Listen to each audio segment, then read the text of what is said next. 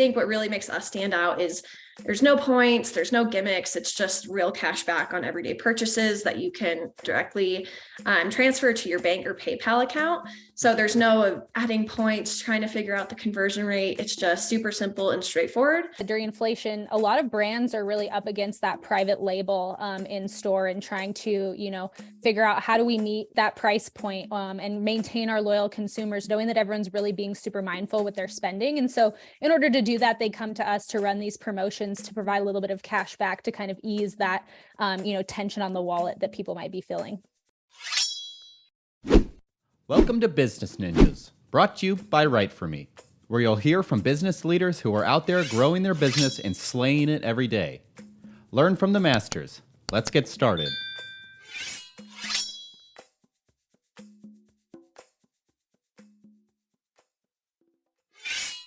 Hi, and welcome to another episode of Business Ninjas. Today, I'm happy to be here with Erica Owens, Senior Manager of Lifecycle Marketing, and McKenzie Pedersen, Senior Manager of Sales Enablement, both from ibotta. Ladies, how you doing today? Good, thanks. Good. Thanks for having us. Oh, thanks for spending some time with us here on Business Ninjas. Please, in any order you'd like, tell us a little about yourselves and a little bit about ibotta. So my name's McKenzie. I am a senior manager of sales enablement here at ibotta. I started at the company about 5 years ago. And prior to that, I worked in partnership marketing, actually in sports and entertainment properties, which was totally different than what I'm doing now. But when I started at ibotta, I actually started in a hybrid of operations and sales type role, moved into account management and sales over to product marketing until finally landing where I'm at today, which is on our B2B marketing team, focusing on sales enablement. Excellent. And Erica, what's your story? Yeah, I also have an unusual career path. Before ibotta, I did event planning for a nonprofit in Denver, but I always wanted to get back to marketing and really attracted to mission-driven organizations, which ibotta is. So when I saw the opportunity, I jumped at it. I started on the communications team, actually, at ibotta on the D2C side of the business over 4 years ago. I transitioned to an individual contributor role on the growth lifecycle team about, I think, a year in, which is the same team I'm on now. We've just had a little bit of a rebranding of what our teams are called. And now I lead the D2C growth team by nurturing savers through their life cycle with monetary incentives and communications. Excellent. And for those who don't know, tell us a little bit about ibotta. So our mission as a company is to make every purchase rewarding. On the consumer side of the business, we do this by getting users real cash back when they shop in store or online for purchases such as groceries, clothing, more, and they can directly withdraw these earnings to their bank or PayPal account. And we also have a B2B side of the business as well. Yeah, so obviously to get that content to our users so they can get cash back for all the things they're shopping for, we have to work with retailers, CPG brands, general merchandising brands, and retail affiliate customers. So we do that with our ibotta Performance Network, which is the first digital network that enables promotions to be delivered in a coordinated fashion across those retailer platforms, large third-party publisher sites, and ibotta's leading direct-to-consumer properties, which Erica leads up. So we specialize in those digital cashback rewards and really help to connect the dots for all of our partners. Excellent. And when did ibotta begin? What's the origin story of the company? Yeah, I'll take this. It's super interesting, actually. So our founder and CEO, Brian Leach, he had the idea for ibotta on a flight after watching another passenger upload a receipt for an expense report. So he thought, could I just also simply upload a photo of the receipt and get cash back? Just as a single starting point on your phone, you could earn cash for anything you buy, regardless of whether you shop online or offline. So it started actually as a cashback app tailored to grocery purchases. So essentially digital rewards for groceries. But since its founding, that idea has evolved into our mission, as I stated earlier, to make every purchase rewarding. So we added cashback offers for alcohol purchases in 2014. We launched rewards for online and mobile purchases in 2016. And then more recently, in the last few years, we wanted to expand the platforms where savers can earn cash back. So we're now available on web and as well through a browser extension. if I get distracted in this interview, it's probably because I'm going to go sign up for you guys in a minute. So what makes you guys stand out from some of the other cashback and rewards and coupon offerings? Again, on the direct consumer side of the business, we call them savers. We use that instead of our users because they're saving money. Our savers earn on average $125 a year. Wow. We have some top earners who have earned over 10K. It's pretty incredible. And I think what really makes us stand out is there's no points, there's no gimmicks. It's just real cash back on everyday purchases that you can, like I said, directly transfer to your bank or PayPal account. So there's no adding points, trying to figure out the conversion rate. It's just super simple and straightforward. Go in and add your offers and you get that cash back. And I think because we have expanded the ways that you can earn cash back, we've partnered with more than 2,700 brands and retailers. Like you can buy groceries, you can shop online at your favorite retailers if you want some fun shoes, for example.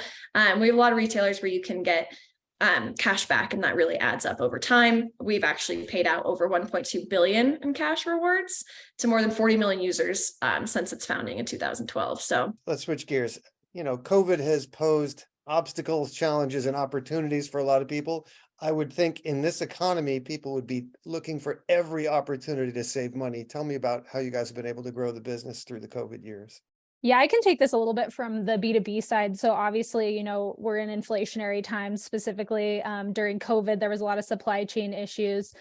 So we were able to help brands kind of navigate that shift in sort of that shopping behavior. So by providing options for, as Erica mentioned, our savers to shop online, our brands were able to promote things through various retailer websites for that grocery pickup and delivery, which became so popular during that time. We also, like I said, during inflation, a lot of brands are really up against that private label in store and trying to, figure out how do we meet that price point and maintain our loyal consumers, knowing that everyone's really being super mindful with their spending. And so in order to do that, they come to us to run these promotions to provide a little bit of cash back to kind of ease that, tension on the wallet that people might be feeling. Gotcha. Any particular vendors, types of companies, sizes of companies you guys work best with? Yeah, I mean, we work with all sorts of size of companies. Honestly, we work with, very emerging brands. So brands that maybe you're going to find at Whole Foods. A lot of them are local here in Boulder. I think this is really a hotbed for a lot of startup consumer packaged good companies, for example, but we work with large retailers as well, like Walmart. We also work with a bunch of affiliate groups as well. So as Erica mentioned, especially during the holiday times, we're really able to help those brands during Black Friday and different promotions as well. And on the customer side or the saver side, any particular demographic in the middle of the plate for you, or is it just across the spectrum? Our customers are just average everyday users who just want to earn cash back. We skew female, tends to be over the age of 45. And then they also typically have either a pet or kid at their home. So that's a majority of our user base. Any particular problems you're solving for your savers? I think for us, we're always trying to grow the business while also producing a very positive saver experience. Which I'm sure is similar for all companies, right? Grow the business while spending less and make sure it's a really amazing experience for your consumers. So we definitely try to do that. We collaborate with teams across the business.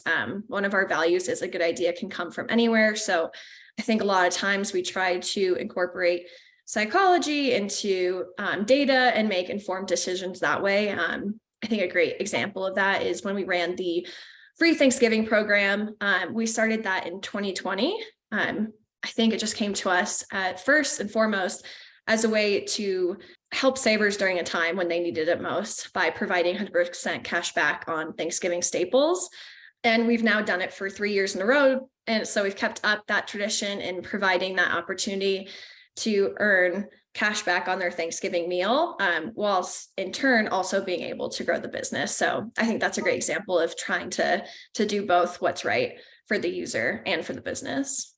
Excellent. Well, hey, the opportunities can be anywhere. If the impetus for your entire company came off of a single receipt on a plane flight, seen over a shoulder, then obviously there's fertile minds at your company. And so just to backtrack to your Thanksgiving offer, you were giving 100% cash back on Thanksgiving staples?